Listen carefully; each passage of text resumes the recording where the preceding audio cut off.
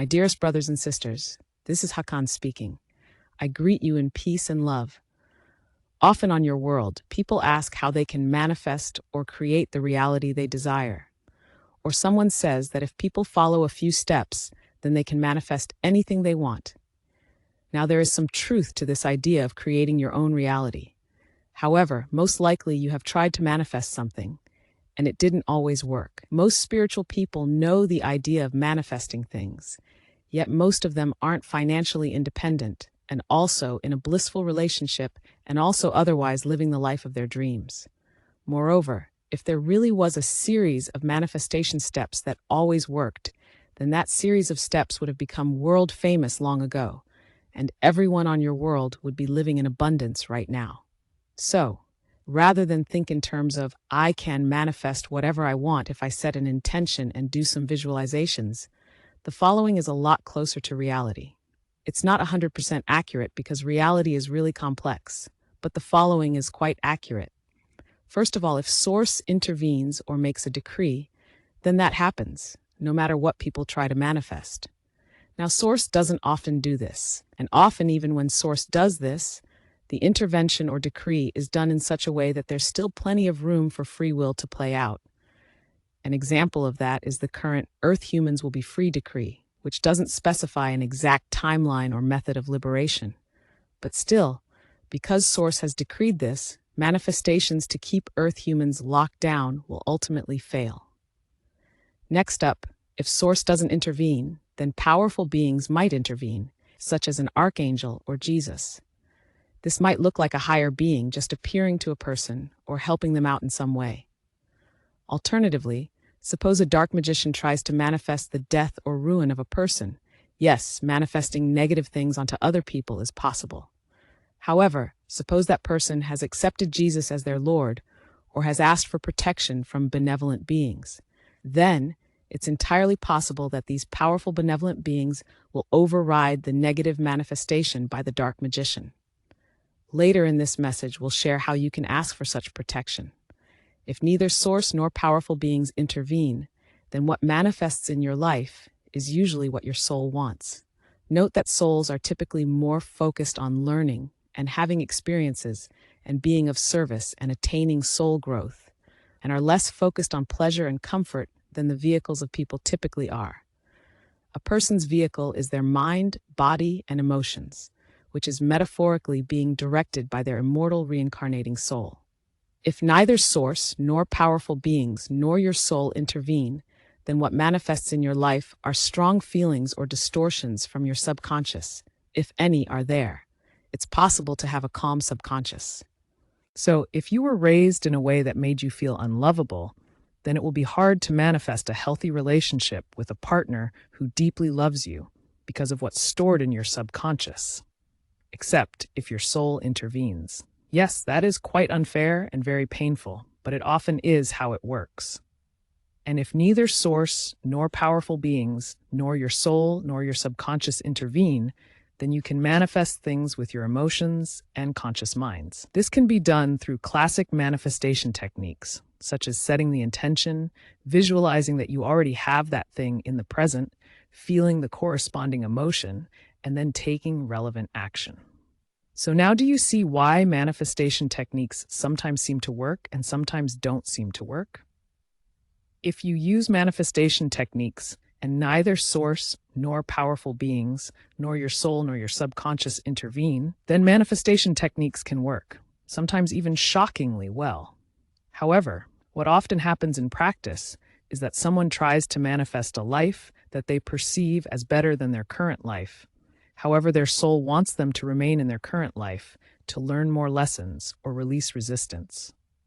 Or there are blocks in their subconscious that prevent that desired life from manifesting.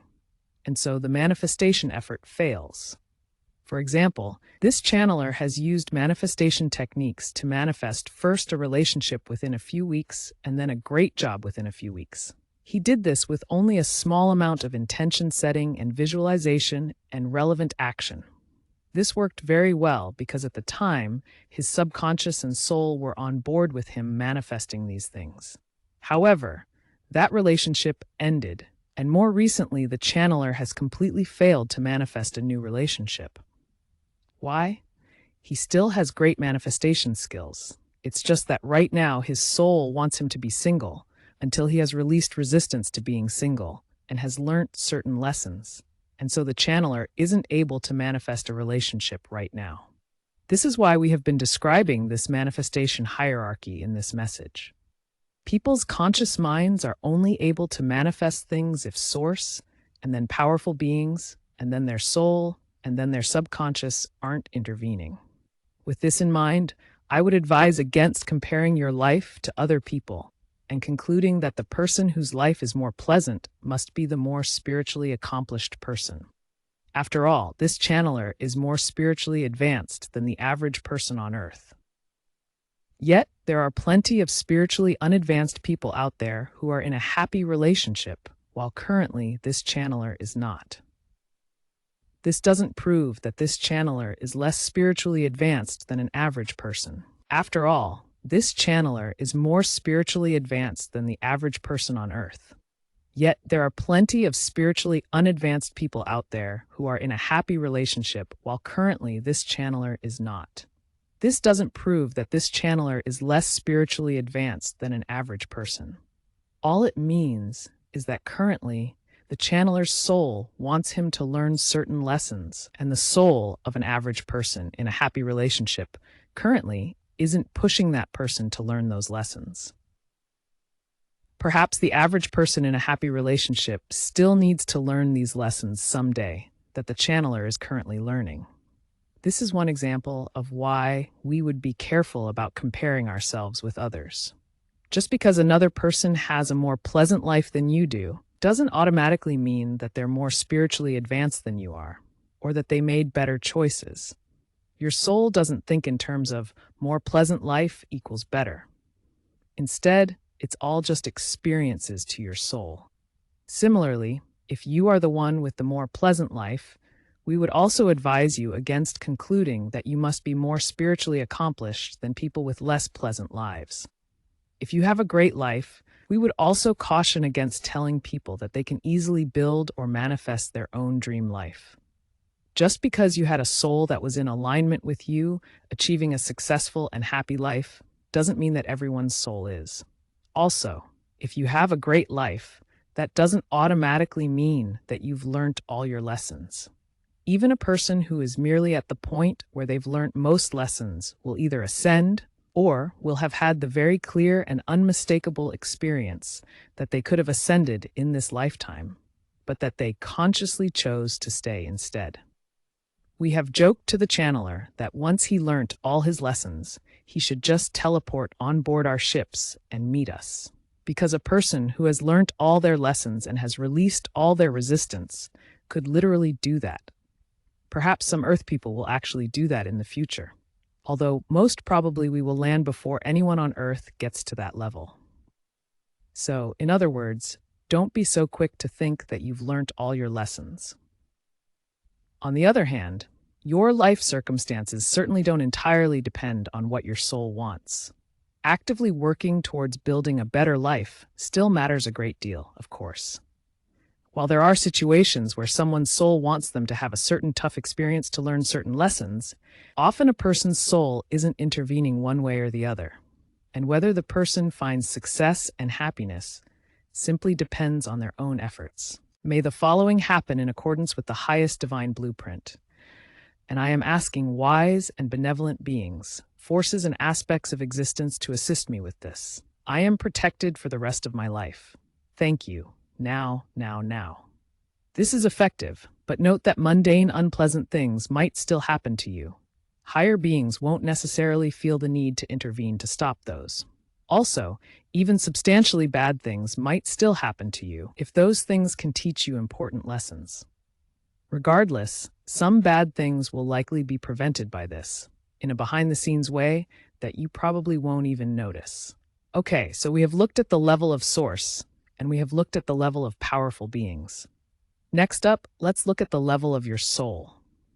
To a large extent, your soul determines what happens in your life. it can quite easily manifest things in your life. It wouldn't be inaccurate to think of your reincarnating immortal soul as the real you, and to think of your body and mind and emotions as the vehicle that your soul is currently having an experience through. Hence, your soul and higher beings aren't nearly as concerned with safety and pleasure and comfort as people's vehicles are. After all, the real you, your immortal soul, is safe regardless.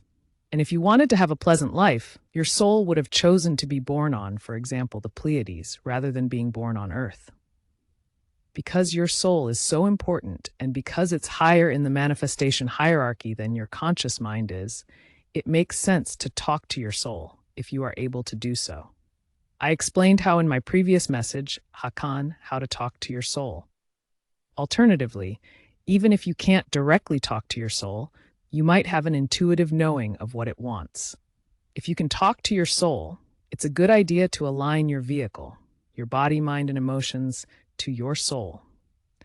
You're not going to be able to bend your soul to your will, but usually your life will improve if you align your vehicle, body, mind, and emotions to what your soul wants.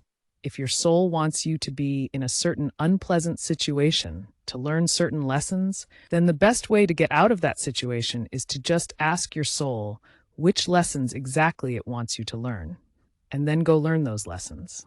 Once you have learned those lessons, it's entirely possible that your life will improve. Next up, the fourth level is your subconscious. For this level, I recommend that whenever pain or so-called negative emotions arise in you, you observe, you feel, and only then decide if you want to go into the thought. This was described in more detail in the previous message. Ashtar, observe, feel, and only then decide if you want to go into the thought. And finally, we reach the fifth level of your vehicle, namely your body and mind and emotions. If none of the other four higher levels are blocking you, then you can use classic manifestation techniques here, and they may work quite well for you. Note that if you align more of these levels towards one purpose, then you will become more powerful as a manifester. If your soul wants you to become, for example, a spiritual teacher, and you clear your subconscious of pain and blocks, and you align your vehicle towards that purpose as well, then likely you will become a decently impactful spiritual teacher. If your soul wants you to work towards some beneficial purpose, and you clear your subconscious of pain and blocks, and you align your vehicle towards that purpose, and you also get powerful benevolent beings on board, whether via praying to Jesus or via Eastern devotion or via Tunia's priestly magic, then you can have a world-changing impact. And if you say that you are in service to Source, and you listen to your soul or to powerful benevolent beings about what exactly you should practically do, and you clear your subconscious of pain and blocks, and you align your vehicle towards that purpose as well, then you can have a galaxy-changing impact. Admittedly, this galaxy-changing impact might be energetic and subtle. You won't necessarily become rich or famous. It might also take years for your path to unfold. Still, eventually you will likely have a great impact indeed. I hope this was helpful. The upcoming times may be chaotic. I would like to remind you that the more things happen, even if they are chaotic events, the closer your liberation will become. And all roads lead to your liberation. The day when we finally meet will be glorious indeed. I love you so very much, and you have my deepest respect for holding on to the light in the midst of such craziness. Your Earth brother, Hakann.